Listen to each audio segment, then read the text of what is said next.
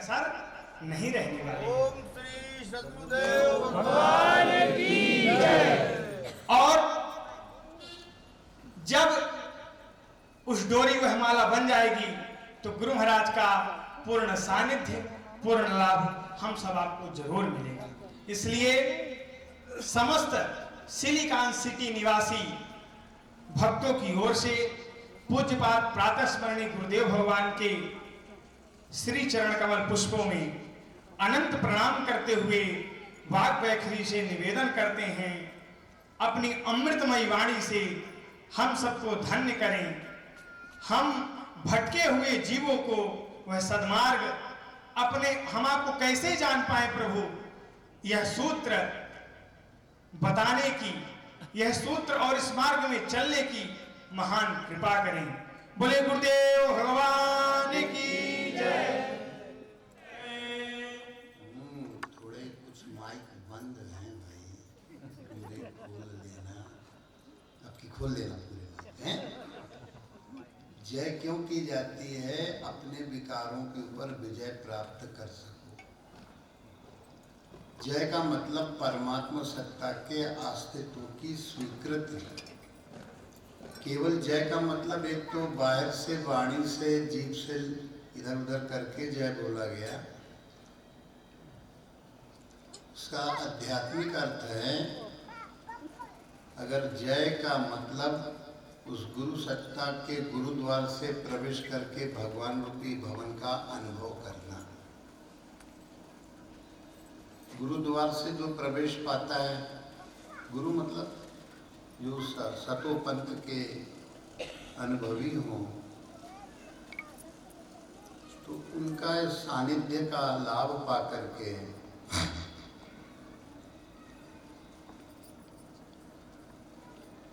और जहाँ उनके बताई हुई युक्ति से प्रवेश किए, इतना सूक्ष्म है कि जब मैं था तब तू नहीं, जब तू है मैं ना है। जब तक शिष्य का शिष्यत्व सीखने की इच्छा बनी रहती है और जब वो इच्छा पूर्ण हो जाती है, गुरु चरणों में अनुरक्त हो जाता है, गुरु स्वरूप में लीन होने लगता है, उस सत्ता का बोध करने लगता है, तो भगवान रूपी भवन में प्रवेश कर जाता है। उसी भवन प्रवेश की प्रक्रिया का ये अंग है कि जैसे हमारे शास्त्री जी कह रहे थे कि 3 साल से आत्माराम में कुशलता प्राप्त करने के लिए राम कुशल जी प्रयास कर रहे थे। तो कहीं कोरोना आ जाता था विघ्न रूप में, कहीं कोई आ जाता था, फिर बनते बनते बनते बनते इसी बहाने वही हो गया।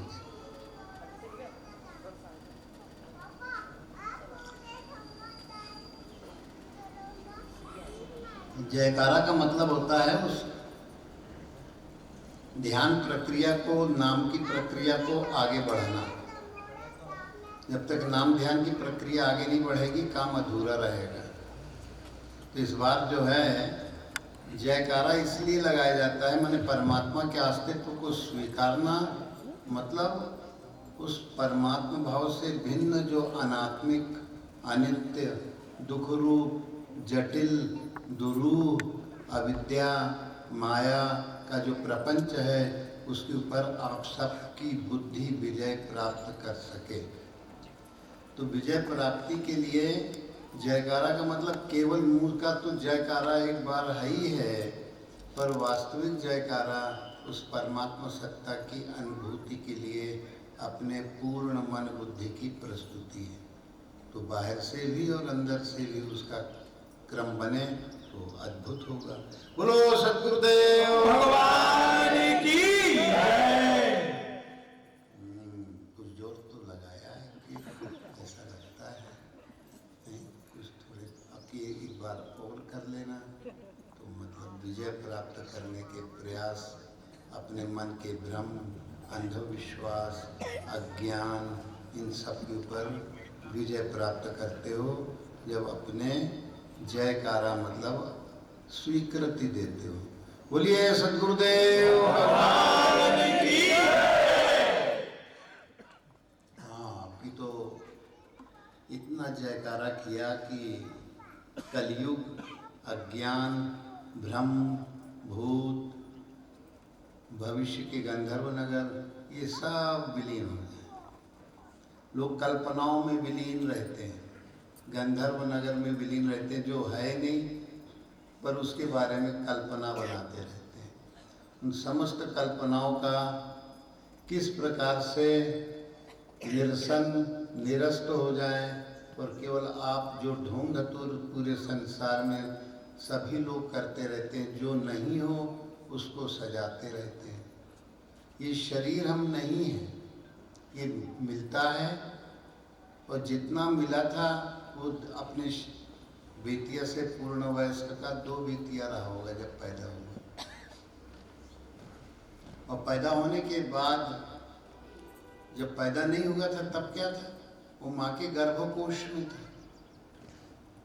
तो उसको जो कुछ भी पोषण था गर्भनाल से, मतलब नाभि से नाल का संबंध माँ के प्लेसेंटा गर्भकोश से था,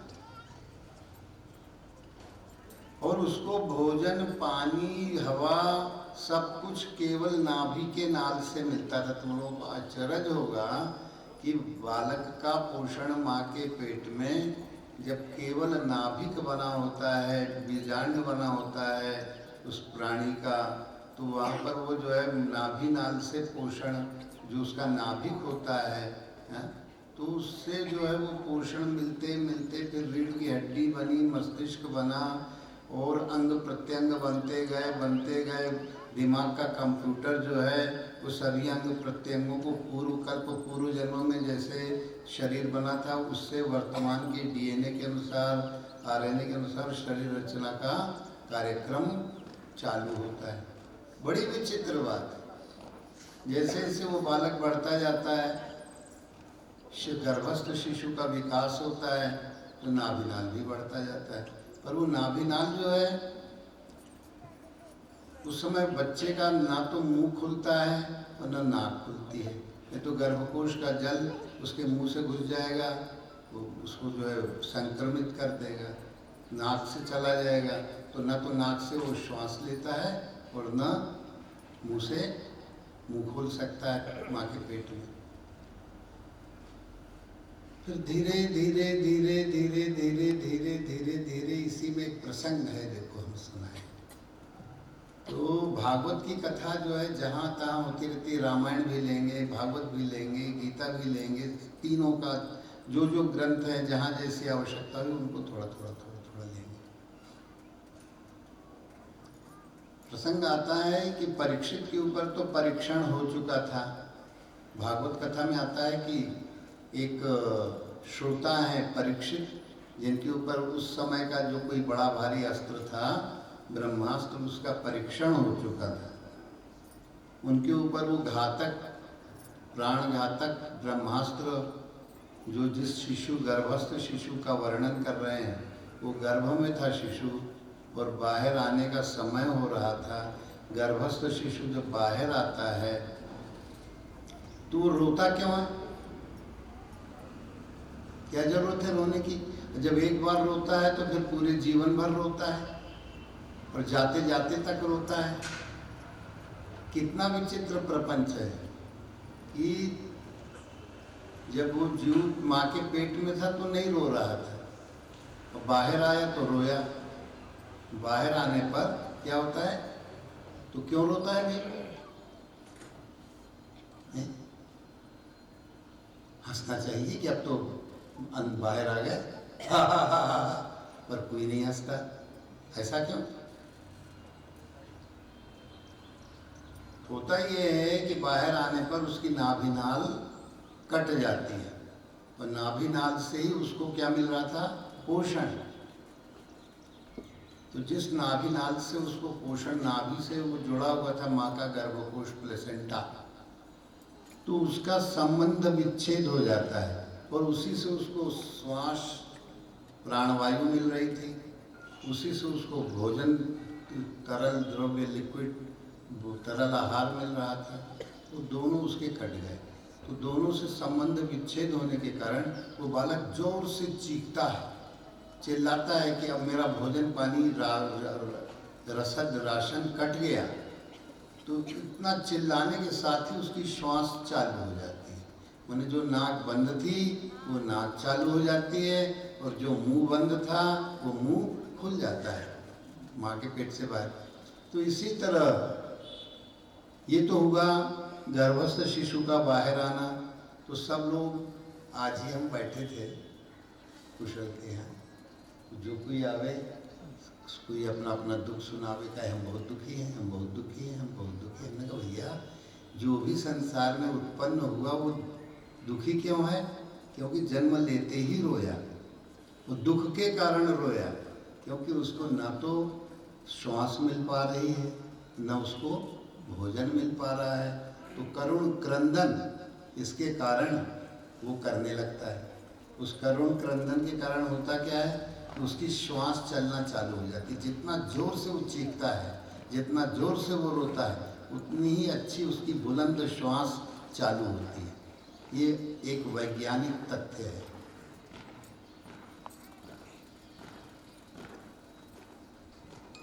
तो बालक का रोना अगर नहीं रो रहा है तो डॉक्टर कहते हैं इसको रुलाओ, रोएगा तो अच्छी श्वास चलेगी, नहीं तो क्या पता श्वास चालू हो पावे न हो पावे। रोना भी एक शुभ लक्षण मानते हैं वैज्ञानिक ढंग से।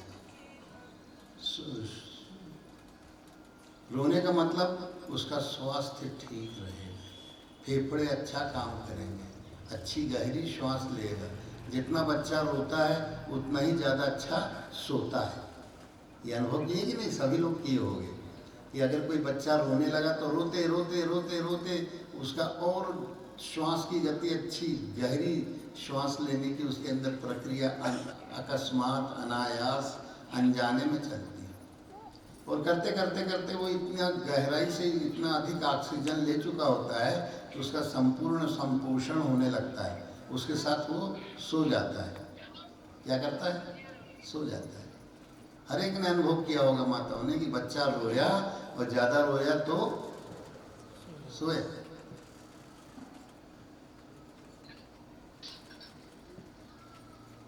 इस तरह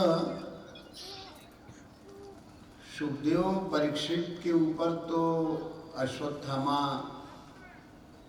जब गर्भस्थ शिशु के रूप में था इसलिए वो पूरा प्रकरण आया कि गर्भस्थ शिशु के रूप में था।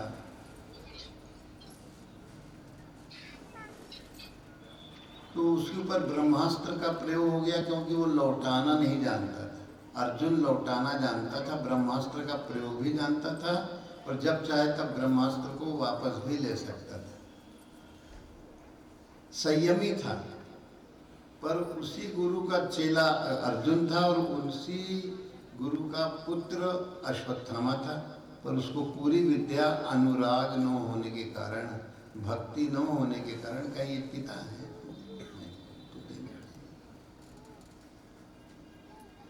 और अर्जुन जो है वो कट्टर गुरु भक्त रहा।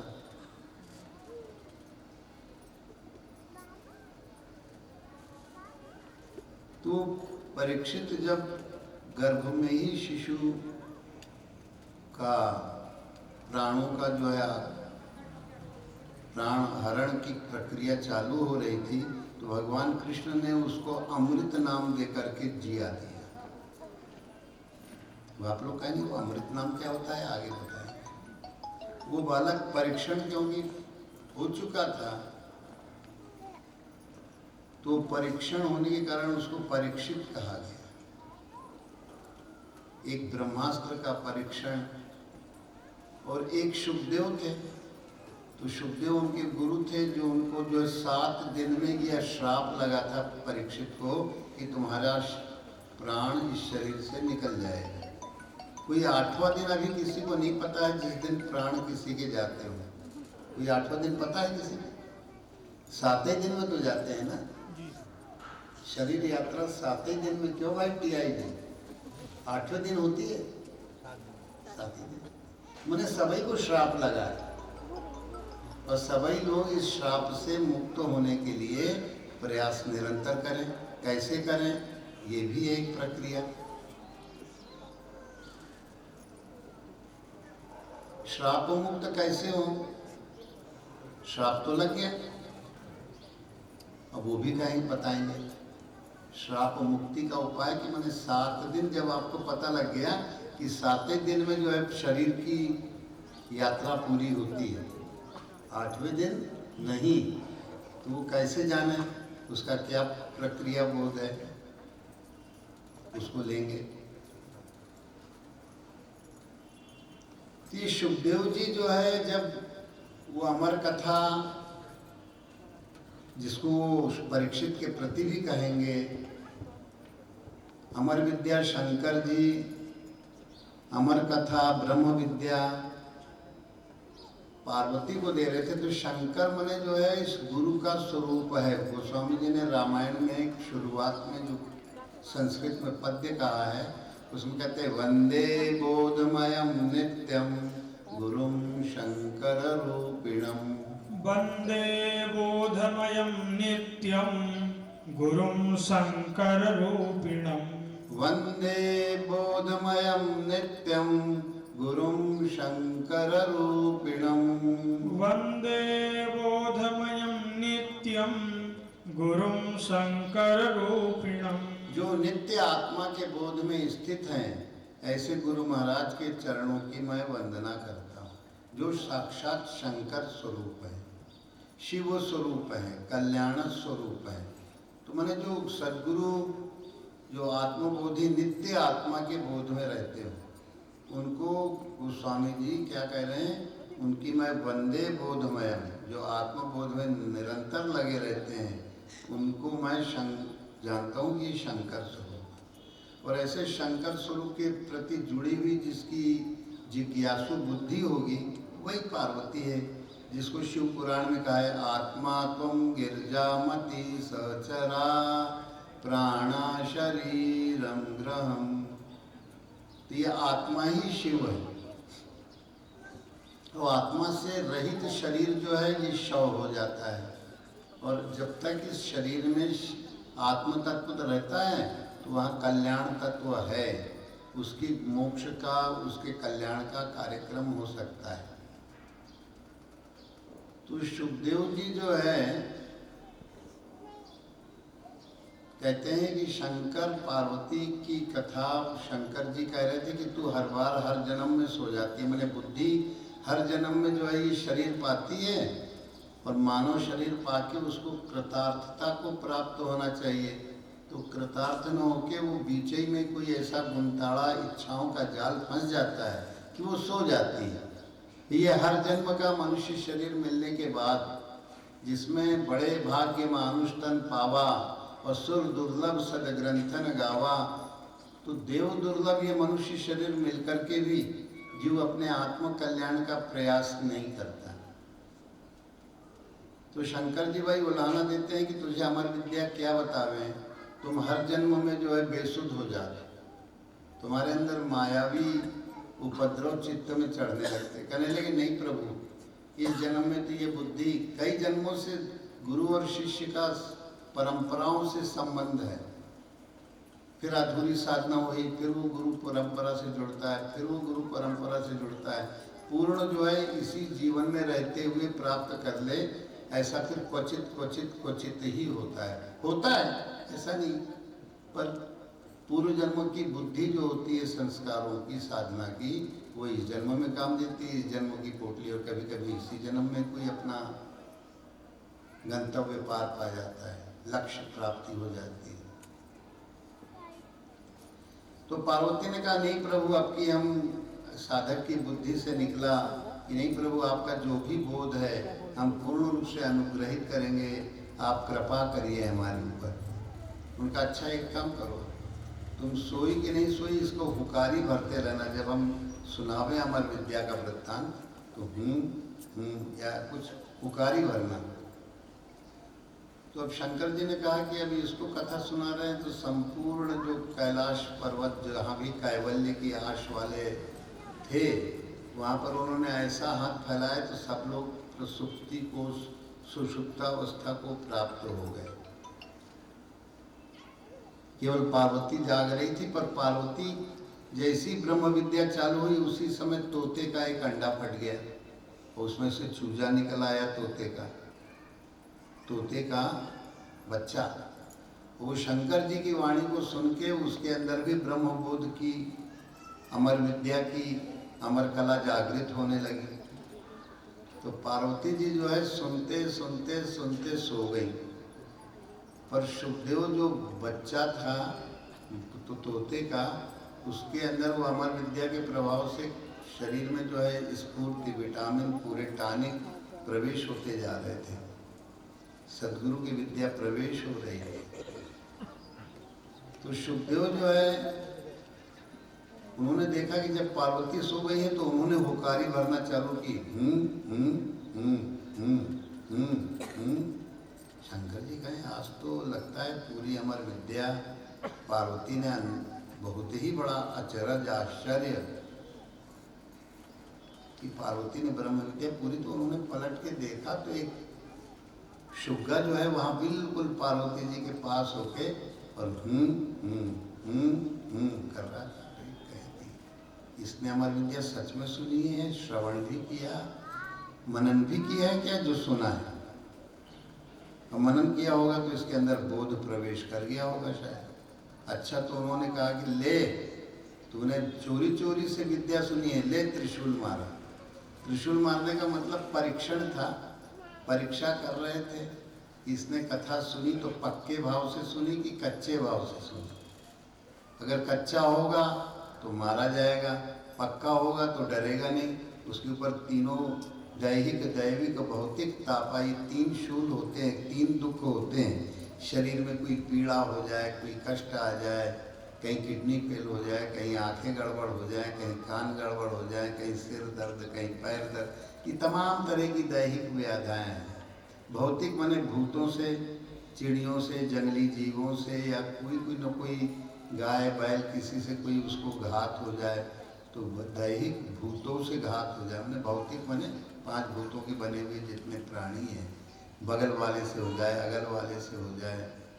और दैविक माने अकस्मात जो है ओलावृष्टि हो जाए, पानी गिर जाए, अग्निकांड हो जाए, या ऐसे कोई भी अकस्मातिक जो दिव्य घटनाएं जिनको कहते हैं, बिजली गिर जाए, तो दैविक। ये 3 तरह की घटनाएं होती हैं।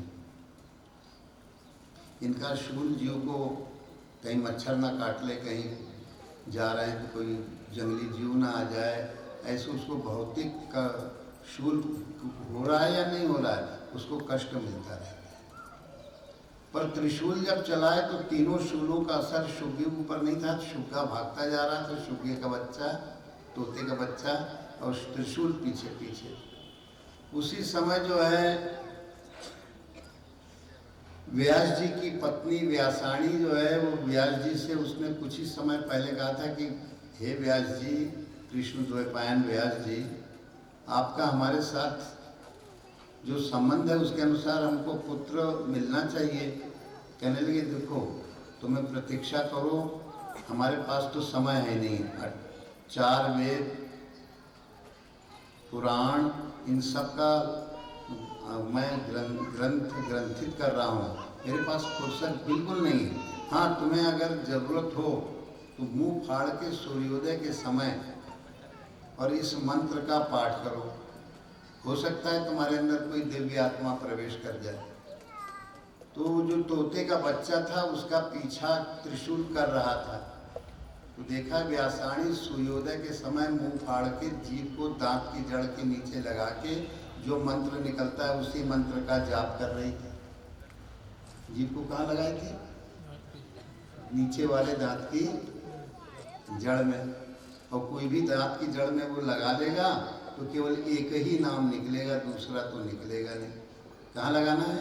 नीचे वाले जड़ में। तो तुम्हारे जितने वाणी का विलास है बंद हो जाएगा, केवल एक नाम निकलेगा, दूसरा नाम नहीं निकलने वाला। सब लोग अपनी अपनी जीभ को, जीभ की नोक को नीचे वाले दांत की जड़ में लगा लो, तो वही नाम निकलेगा जो दिव्य नाम, सार नाम, सत्य नाम, आदि नाम, अमृत नाम है। और करके और मुंह फाड़ के ये कौवे के द्वारा ओम का जाप। कौवा माने जो जीभ के पीछे लटक रहा है उसे कौवा कहते हैं लोग, उपजीवा कहते हैं। और उसके द्वारा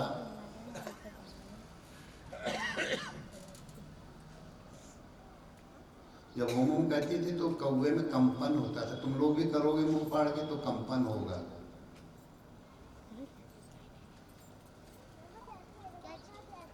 कौवा हिलने लगेगा। तो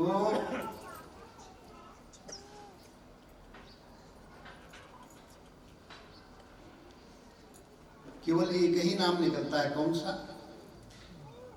ओम ही निकलता है। देख लो, सब लोग अपनी जीभ जो है नीचे वाले दांत की जड़ में लगाओ, और कोई दूसरा नाम निकलता हो तो हाथ उठाओ।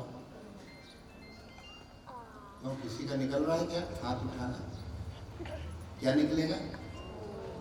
ओम ही निकलेगा। तो देखो, अब सब लोग अपनी जीभ नीचे वाले दांत की जड़ में लगाना हमारे साथ। तो उसी को व्यासाणी जो है तो वो सूक्ष्म रूप में कर रही थी, मानसिक रूप से कर रही थी मुंह फाड़ के। तो एक जगह ओम ओम करने से ये नीचे वाला जो नाक की सबसे ऊंची हड्डी है यहाँ, वो वहाँ भी कंपन आता है। कहते मुंह फाड़ो, जीभ लगाओ और मन ही मन ओम कहो।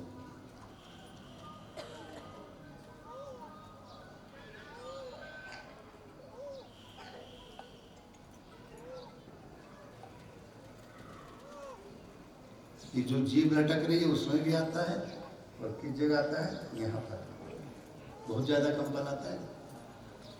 आता है? किए अनुभव? ये तो सारे टिब्बू लगाए। तो सब लोगों को इसका अनुभव होगा। हाँ, बैठ लो, आगे आ जाओ। अगर जगह कम हो तो इधर आ जाओ।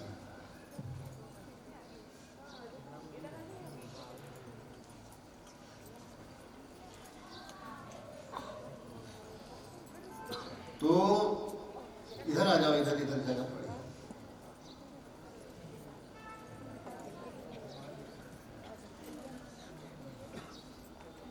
तो सब लोगों को समझ में आ गया वो कौन सा मंत्र जप रही थी? ओम। तो जीभ लगा के सब लोग इस मंत्र का जाप करेंगे।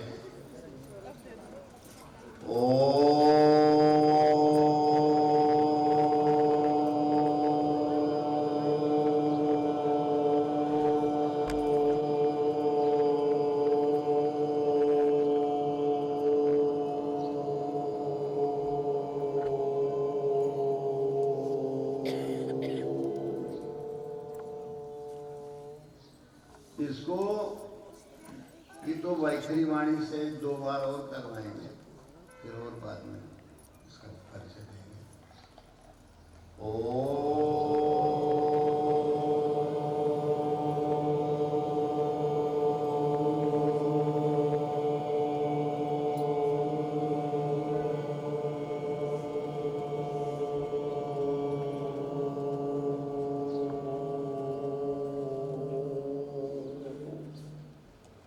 ये 2 जगह कंपन ऐसा भी करने पे होता है, मन से करो या इसमें कहाँ आता है? एक तो दोनों भावों के नीचे जो उठी हुई हड्डी है, इस जगह ओम कहने पर कंपन मन ही मन कहोगे जीभ लगा के तो भी आएगा, और वाणी से कहोगे तो कौवा भी हिलता है। और कहना है नीचे वाले दांत की जड़ के नीचे जीभ की नोक लगाना है। समझ में आ गया? सबको आ गया? हाँ। इसको लगाने से तुम्हारे अंदर से ओम शब्द ही, तो यही सार नाम, सत्य नाम, आदि नाम, अमृत नाम, और यही ब्रह्म विद्या में इसकी पूरी व्याख्या जो है शंकर जी ने पार्वती जी के प्रति की, पर वो बुद्धि थोड़ी कमजोर रही तो उसको नींद आ गई। तो शुक्र ने सुन ली, तो शुक्र जो है अपना ओम का जाप करने लगा। वहाँ व्यासाणी जी ओम का जाप कर रही थी, तो अपने सूक्ष्म स्थूल शरीर को छोड़ के सूक्ष्म शरीर के द्वारा वो शुक्गा व्यासाणी के मुंह में प्रवेश कर गया। फिर उसको पता था कि जन्मते में दुख होता है, बच्चे को बहुत दुख पाता है। जब जैसी जन्म होता है वैसे बच्चा क्या करता है, रोता है। तो जन्मत मरत दुसह दुख होई। तो 12 साल हो गए सुखदेव पे माँ के पेट से निकल ही नहीं रहे थे व्यासायन। तो मन की भाषा में व्यास जी ने उसका मंतव्य जानना चाहा, क्योंकि मुंह तो खोल नहीं सकता था। उनका कि हे गर्भस्थ शिशु, हे शुक, तुम बाहर क्यों नहीं आ रहे हो, क्या कारण है? तो उसने कहा कि जन्म लेना भी दुख है, मैं इसी रूप में अंदर ठीक हूँ। ओम का जाप चल रहा है, मेरी माँ ने भी ओम का जाप करके मुझे बुलाया, और मैं भी ओम का जाप गुरु महाराज की कृपा से जो है मुझे वो सत्य नाम पायो। सत्य नाम कंठ का, ये कंठ का हार, स्मृति का हार मुझको मिल गया। अब मैं क्यों भटकूं? कंठ मने कंठस्थ करना, मने स्मरण में ले आना। तो पायो सतनाम, पायो सतनाम कंठ का हरवा, पायो सतनाम कंठ को हरवा। ये कंठ का मने कंठस्थ करना। पहले कहते थे भाई कंठस्थ, जो हमने बताया कंठस्थ मने स्मृति का हार बन जाए, अविस्मरणीय हो जाए, निरंतर जो नाम चले उसको जो है क्या कहते हैं, कंठ का हार। तो कहते हैं कि गुरु महाराज की कृपा से हमें कंठ का हार मिल गया। खैर वो प्रसंग अब आगे लेंगे। तो सुखदेव जी, उनका क्यों भाई शुक जी आप क्यों नहीं बाहर आना चाहते हैं? कहें जन्म लेना भी दुख है, रोना ही तो पड़ता है। एक बार जो रोया जीवन भर रोएगा। कहें नहीं नहीं नहीं, हम आपको एक ऐसी विद्या बता देंगे जिससे आप सुई की नोक पर सरसों का दाना जितनी देर रुकता है उतनी ही देर में आप बाहर आ जाएंगे। कोई सिजेरियन ऑपरेशन या कोई और विधि, दुखदाई विधि तुम्हारी माँ को और तुमको दोनों को नहीं होगी। ऐसी विद्या से हम तुमको जो है, ऐसी वैज्ञानिक विधि हम तुमको बता रहे हैं, ऐसा करना पड़ेगा। तो सुखदेव ने कहा अगर ऐसी बात है, असंग निर्लेप जीवन चर्या हम चाहते हैं, जीवन जन्मते ही न रोना पड़ जाए जैसे सब रोते हैं कि दुख है, बड़ा कष्ट है, भोजन पानी के लिए, श्वास के लिए, हवा के लिए, भोजन के लिए, आब हवा के लिए वो संघर्ष कर रहा होता है शिशु। इसीलिए वो भयंकर रोता है, क्योंकि जितना रोएगा उसकी श्वास चलने लगेगी, श्वास चलने लगेगी तो अब दूसरी जीवन की प्रक्रिया हो जाएगी। अब वो भूखा है तो मुंह खुला तो माँ का दूध पीने लगता है। माँ के पेट में तो उसको कोई जरूरत नहीं थी, उसको पूरा का आहार मिल रहा था अपने गर्भनाल से, नाभिनाल से। तो सुखदेव ने कहा कि अगर ऐसी बात है, मानसिक वाणी से बोला, परावाणी से बोला, क्योंकि ओम का जाप जो कर लेता है, निरंतरता आ जाती है, तो परावाणी उसकी क्या हो जाती है, जागृत हो जाती है। तो शुक की परावाणी जागृत हो गई। तो उसने कहा कि तो मानसिक संवाद हो रहा है, कोई मुंह नहीं खुला। जैसे लोग कहते हैं कि फलाना मुंह के अंदर, पेट के अंदर से बोला, पेट के अंदर से कोई बोल ही नहीं सकता, बोलेगा तो गर्भजल उसके अंदर घुस जाएगा और संक्रमण हो जाएगा। मानसिक संवाद हुआ। मानसिक संवाद, कोई सुनने वाला उधर भी हो इधर भी हो। तो दिव्य आत्मा हो चुकी थी, जो शंकर जी से, गुरु महाराज से अमर विद्या पा गया, तो कोई साधारण आत्मा तो थी नहीं, दिव्य थी। उसके अंदर ओम का जाप निरंतर चल रहा था।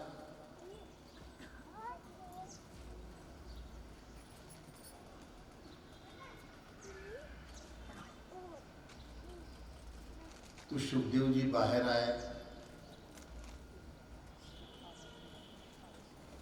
तो जैसे ही आए तो उनका शरीर एकदम 12 साल के बालक जैसा बढ़ गया। अब तुम लोग कहोगे ऐसा कैसे हो सकता है? ऐसा हुआ, हमारे आश्रम में एक भाविक भक्त एक पीपल का पेड़ जो है दे गए। और पीपल का पेड़ जो है करीब 4 अंगुल का था। एक नारियल के तेल की डिबिया जो होती है कोकोनट ऑयल में, वो दे गए थे। उनके यहाँ एक पेड़ लगा था बड़ा, तो वो दे गए थे कोकोनट की डिबिया, छोटी सी इतनी डिबिया टीन की, उसी में वो जो है पेड़ लगा था पीपल का। वो 2-2.5 साल पेड़ लगा रहा। फिर इसी साल बरसात में उस पेड़ को लगा दिए तो एकदम इतना बढ़ गया कि कम से कम हमें लगता है 12-14 कितना 14 फीट 15 फीट हो गया होगा, 14-15 फीट। तो मैंने जो उसकी ऊर्जा दबी हुई थी 2.5 साल से, वो केवल एक बेतिया से ज़्यादा बढ़ ही नहीं पाया। एक बार गैया ने भी चर लिया, आश्रम की गाय ने चर लिया तो और 4 ही अंगुल का रह गया था।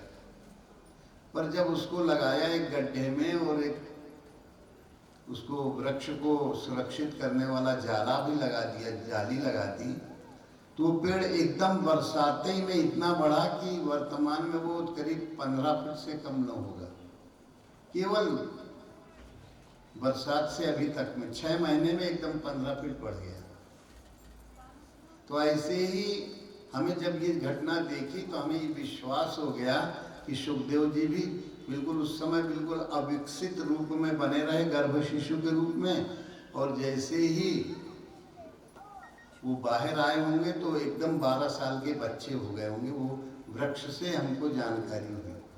ये प्रत्यक्ष की बात है। इसी बरसात में 2.5 साल से वो पेड़ लगा हुआ था, तुमने भी देखा उसे, तो छोटा सा था। तो ऐसे ही सुखदेव जी एकदम 12 साल के होके और एकदम जो है मन जीता ऐसा था। तो वो भागे एकदम, कहें अब मैं इधर रहूंगा तो मोह बढ़ेगी, ममता बढ़ेगी, मुझे नहीं पढ़ना है। तो व्यास जी पीछे पीछे भागे। फिर वही सुखदेव जी पूर्ण ब्रह्मनिष्ठ परमहंस परिव्राजक स्वरूप में स्थित हो गए।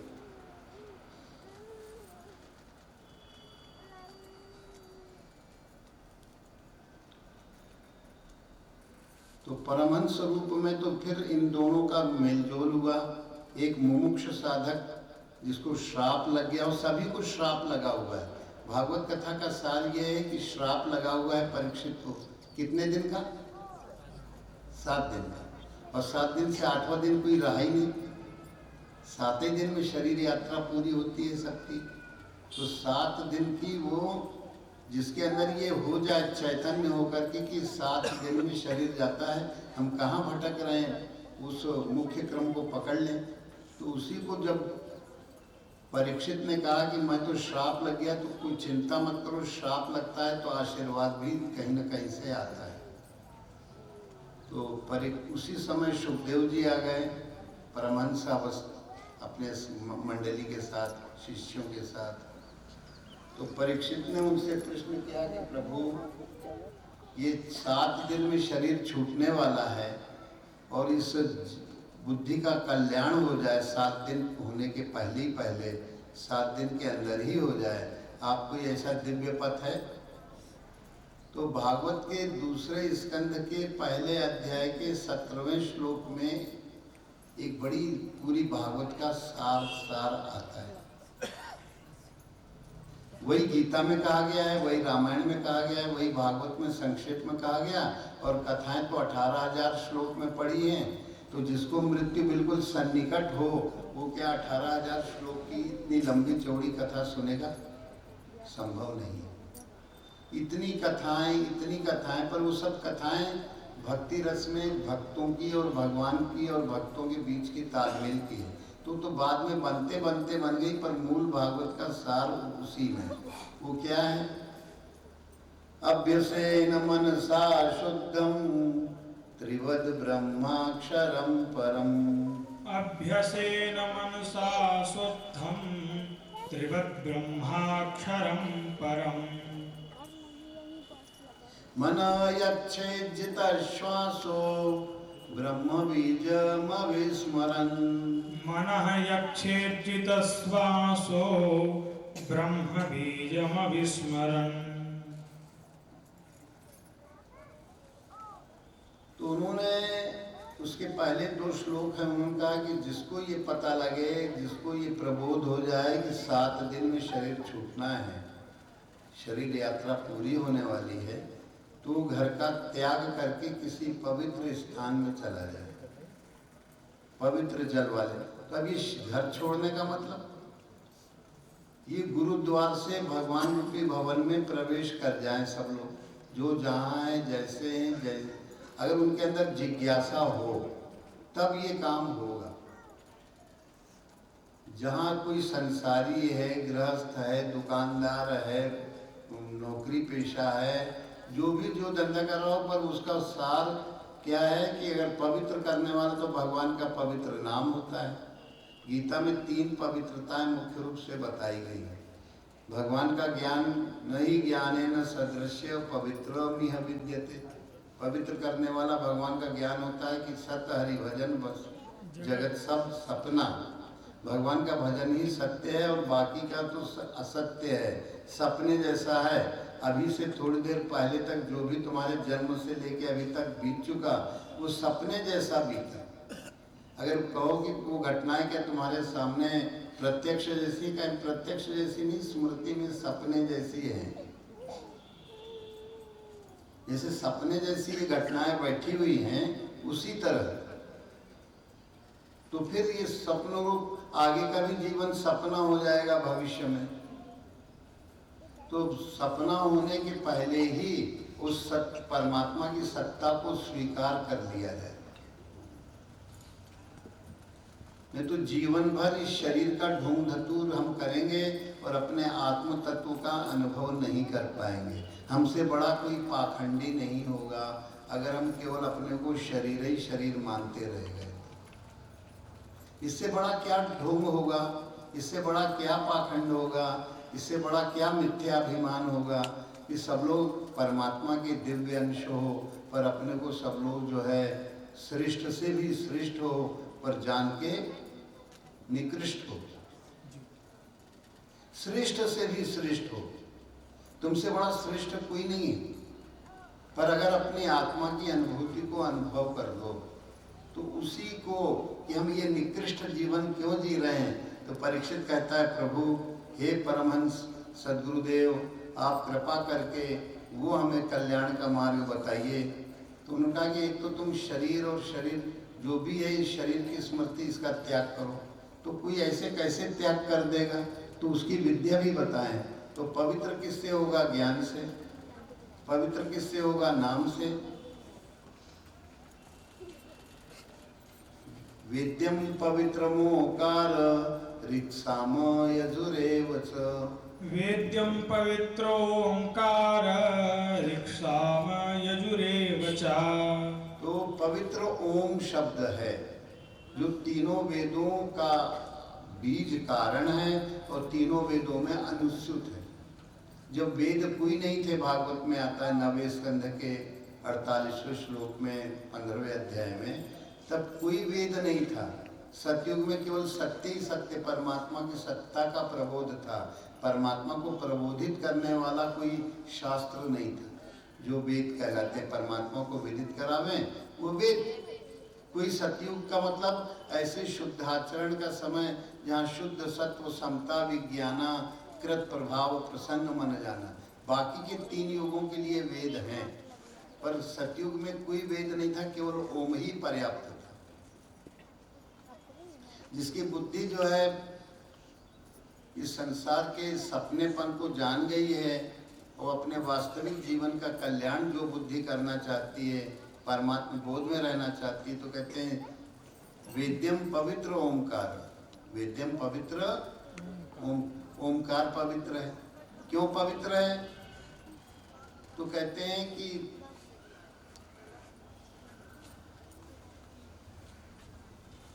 तस्मात् सर्वेषु कालेषु मामनुस्मरयुध्यथ।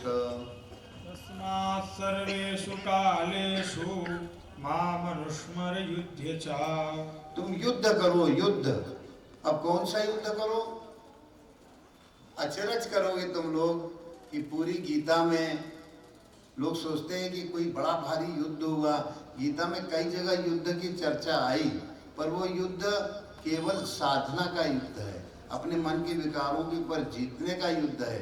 एक भी युद्ध ऐसा शब्द भगवान कृष्ण के मुंह से नहीं निकला जो बाहरी युद्ध का संकेत। कहने लगे ये तो सब माया हतास्तम जहिमा व्यथिष्ठा, मेरे द्वारा ये सब मारे जा चुके हैं। ये जितना संसार की कल्पनाएं अगर तुम मेरे ज्ञान को पकड़ लोगे तो ये तो सब मरे मराए हैं, और तुम इनको निमित्त रूप में साधना विधि के द्वारा मारो। तो युद्ध क्या करना बता रहे हैं, कहें तुम मेरा स्मरण करो, तुम मेरे ज्ञान को पकड़ लो, मेरे नाम को पकड़ लो, मेरे ध्यान को पकड़ लो। तो कहें नाम को पकड़ने को कहाँ कहा? तो 8वें अध्याय के 13वां श्लोक देखेंगे तो उसमें आता है कि ओम इति एकाक्षरम ब्रह्म व्यवहारन मामनुस्मरन्। ओम इति एकाक्षरम ब्रह्म व्यवहारन मामनुस्मरन्। ओम तो कहने लगे तीनों काल में तुम मेरा स्मरण करो तो तुमने युद्ध कर दिया। नहीं तो तुम्हारे विकार तुम्हारे ऊपर हावी होकर मेरा स्मरण नहीं करने देंगे। तो अपनी जीभ को लगा लो दांत की जड़ के नीचे वाले दांत की जड़ के नीचे, तो अब कोई भी विकार आवेगा वो तुम्हारे ऊपर प्रभावी नहीं हो पाएगा। जीभ जब तक तुम्हारी नीचे वाले दांत की जड़ में लगी होगी तो कोई भी विकार तुम्हारे ऊपर प्रभावी नहीं हो पाएगा। सोते जागते उठते बैठते चलते तुम्हारा मन एकदम शांत हो जाएगा। सब लोग करके देखो, अपने जीभ को कहाँ लगाना है? नीचे वाले दांत की जड़ में, और देखो मन भागता है क्या? देखो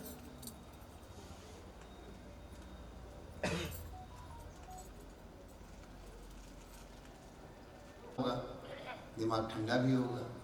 जीभ अगर लगी है तो दिमाग कैसा होगा? कूल कूल, ठंडा ठंडा। क्योंकि कोई विचार नहीं आ रहा है, संघर्ष नहीं हो रहा है। तो असली संघर्ष यही कि तुम ओम का जीभ लगा करके वो ओम ही निकलेगा। उसको जो तुम्हें दधीच अस्थि बताया, दधीच अस्थि मतलब दधीच की हड्डी से वज्र बना, उस वज्र से सारे असुरों का संहार हो जाता है। तो तुम्हारे अंदर भी जो नकारात्मक ऊर्जा उठती है ना, उस नकारात्मकता को उस परमात्मा की स्वीकृति ओमकार के रूप में देके, और सारे अपनी ब्राह्मी वृत्ति को आवृत्त करने वाला जो वृत्रासुर है वो नष्ट हो जाएगा। दधीच की अस्थि यहाँ पर है, कहाँ बताए? नाक की सबसे उठी हुई हड्डी, दोनों भागों से 1 अंगुल नीचे, ये कौन सी है? दधीचास्थि, महर्षि दधीची की हड्डी है। और इस जगह तुम जब जीभ लगा लेते हो, जीभ लगाने के पहले देखो इसके नीचे श्वास कैसी अनुभव हो रही है, भारी भारी लगेगी, समझ में कम आएगी। अब जब जीभ लगा लेते हो तो इसके नीचे श्वास का आवागमन स्पष्ट अनुभव कर लेते हो।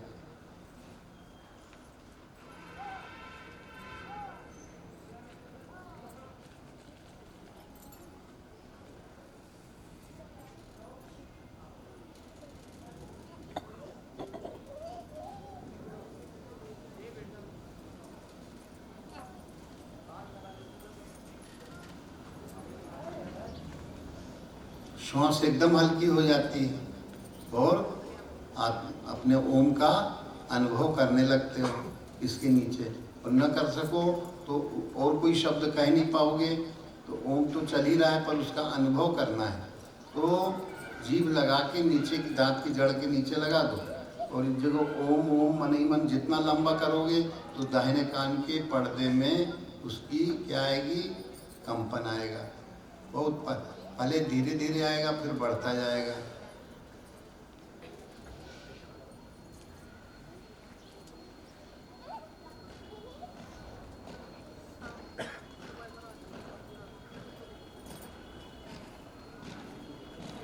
हम तुम लोगों को कोई मनोरंजन वाली कथा नहीं सुना रहे, हम तुम लोगों को वो कथा सुना रहे हैं जो तुम लोगों का तत्काल और करोगे तो तत्काल ही लाभ पाओगे। और कथा ने तो सुनते सुनते शून्य हो जाओगे और शून्यता आ जाएगी। कोई कथा का मतलब होता है तथ्य तुम्हारे अंदर उतर जाए। वो तथ्य क्या है? और तथ्य नहीं उतरा तो वो कहते हैं ओम इस शब्द को अपनी श्वास में, अपने मन में, व्यवहार में लाओ। और यही सुखदेव जी बाद में जो है भागवत में कह रहे हैं कि अगर मन और प्राणों को, श्वास को जीतना चाहते हो तो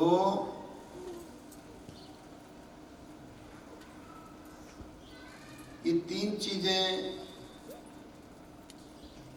वैसे तो यज्ञ दान तपो कर्म त्यागने योग्य नहीं है, ये पावन है, पर पवित्र शब्द के रूप में उन्होंने एक और पवित्रता ही है, ज्ञान पवित्र है और ओम शब्द की बारंबार मन और श्वास से उसकी आवृत्ति करना, ये पवित्र है। व्यवहारन, व्यवहारन ने व्यवहार में लाओ, ओम को मन में और श्वास में, तब न जीतोगे। मन ही अच्छे जीता श्वास।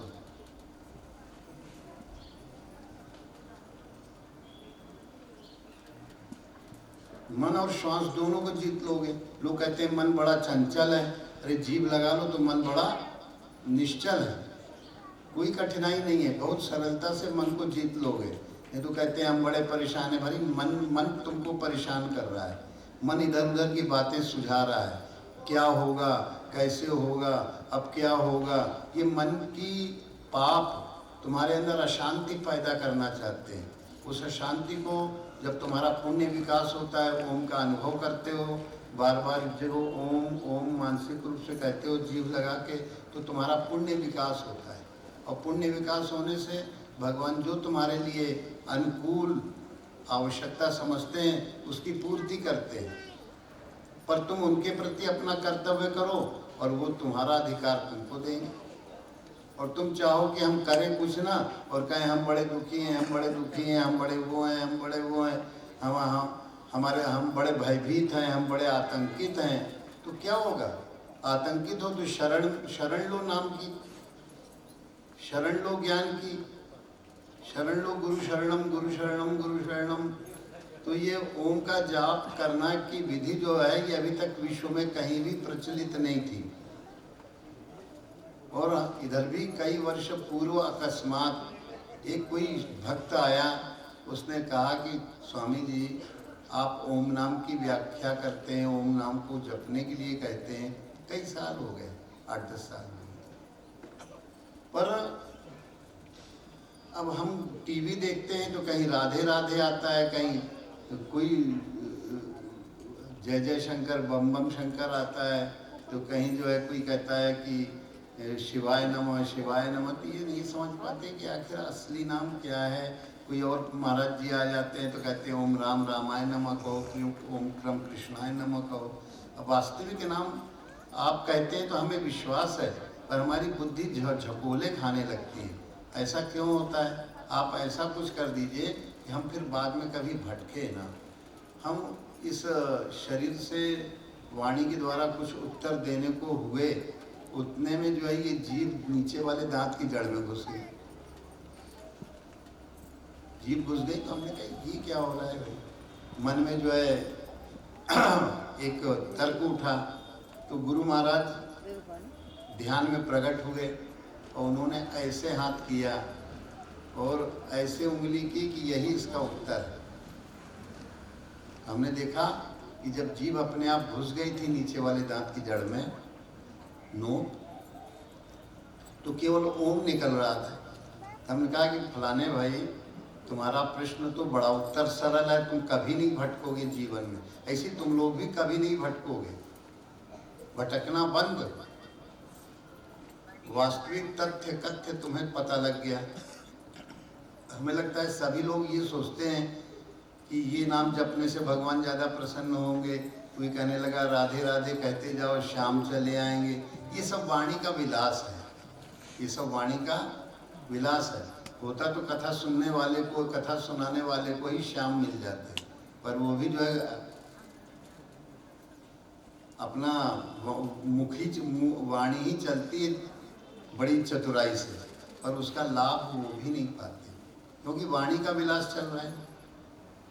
और उस तथ्य को केंद्र में रख के जो वाणी वर्णन करे और दूसरों को उसका लाभ हो, वो वास्तविक। ये निर्वाणी मुद्रा है। जब जीभ को लगा लेते हो तो कौन सी मुद्रा है?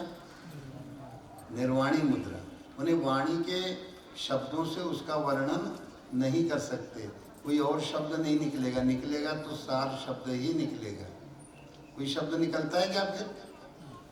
ये निर्वाणी मुद्रा लगने के बाद फिर किसी भी शब्द का निकलना बंद हो, इसलिए इसका नाम क्या है? कौन सा मुद्रा है? निर्वाणी। समझ में आया कि नहीं? कहते हैं कि अभ्यसेन, सुखदेव जी कहते हैं अभ्यास करो निरंतर, अभ्यसेन मनसा शुद्धम, मन के द्वारा अभ्यास करो परम शुद्ध 3 मात्राओं वाले ओम का। ऐसे होगा क्या, तो हम आपको वो भी बता रहे हैं 3 मात्राओं का। फिर 3 मात्राएं जब आपकी सद जाएं तो केवल ब्रह्म बीजम ओम ही का अकेले करो, अविस्मरणीय हो जाए, करते करते मन और श्वास शुद्ध हो जाए, इनको जीत लोगे। माने श्वास में बाहरी संकल्पों के परमाणु प्रवेश नहीं कर पाएंगे, दूसरों के संकल्प तुमको प्रभावित नहीं कर पाएंगे, और तुम्हारा मन भी फालतू के संकल्प नहीं करेगा। दूसरे के संकल्प श्वास से तुम्हारे अंदर तो प्रवेश नहीं ही करेंगे, पर तुम्हारा मन भी जो है अनावश्यक आतंक, अनावश्यक भय, अनावश्यक किसी के प्रति जटिल कुटिल कामनाएं, इच्छाएं नहीं करेगा। तो मन और श्वास को जीत लोगे, दूसरी की, तुम्हारी श्वास में किसी के संकल्प प्रवेश नहीं करेंगे, क्योंकि तुम्हारे मन में ओम होगा और ओम ही श्वास में होगा। तो ये 3 मात्राएं कौन कौन सी हैं? पहली मात्रा हम तुमको बता रहे हैं, पहले का अभ्यास कराएंगे, फिर दूसरी का कराएंगे, फिर तीसरी का कराएंगे। कल हम भोपाल में थे ना, तो वहाँ पर कुछ 2-3 लोग आए हुए हैं, वहाँ से करवाए थे ना। हाँ, तो देखो जीभ लगी रहेगी, तो पहली मात्रा क्या है? अ। तो अ का जब तुम लोग आंख बंद करके और जीभ लगा के अ का लंबा हमारे साथ करोगे, तो तुम देखोगे पूरे संसार की ऊर्जा खिंच के इस शरीर रूपी पिंड की ओर चली आ रही है।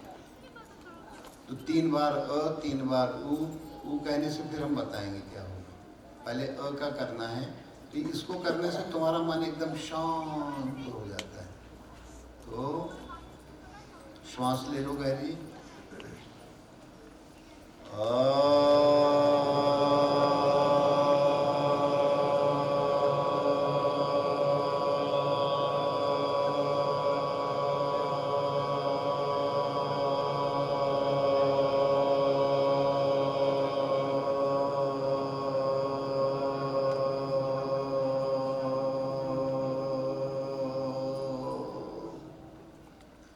तुम लोग देख रहे होगे पूरे शरीर के चारों तरफ से कोई ऊर्जा दृश्य तुम्हारे शरीर में प्रवेश कर रही है। तो एक बार हुआ, इस बार और आंखें बंद रखोगे तब इसका अच्छा अनुभव पाओगे। तब दोबारा करना है, गहरी श्वास ले लो,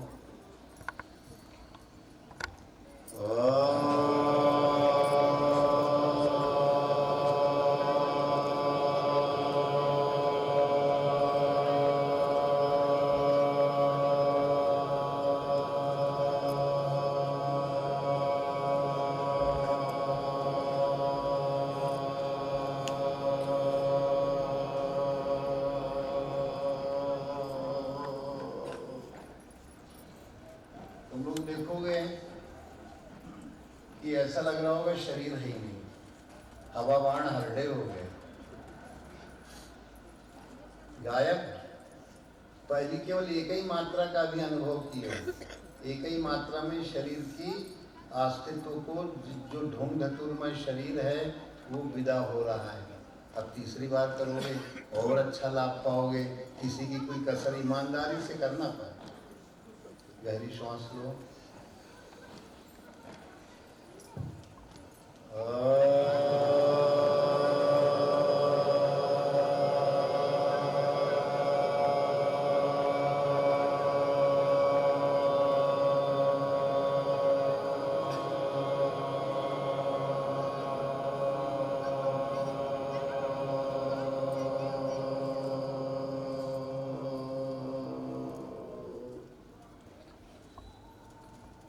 जितना लंबा ओम करते हो तुम्हारे शरीर में ब्रह्मांड की सात्विक ऊर्जा प्रवेश कर जाती है। किसको ऊर्जा प्रवेश नहीं की? हाथ उठाना होगा, सबके अंदर प्रवेश कर गई लगता है। सबने ओम का उच्चारण किया। अब दूसरा वो मात्रा कौन सी है? अ के बाद ऊ। इसका करने से क्या होगा? शरीर की पूरी ऊर्जा तुम्हारे मेरुदंड में प्रवेश कर जाएगी। ठीक है, तो गहरी श्वास ले लो।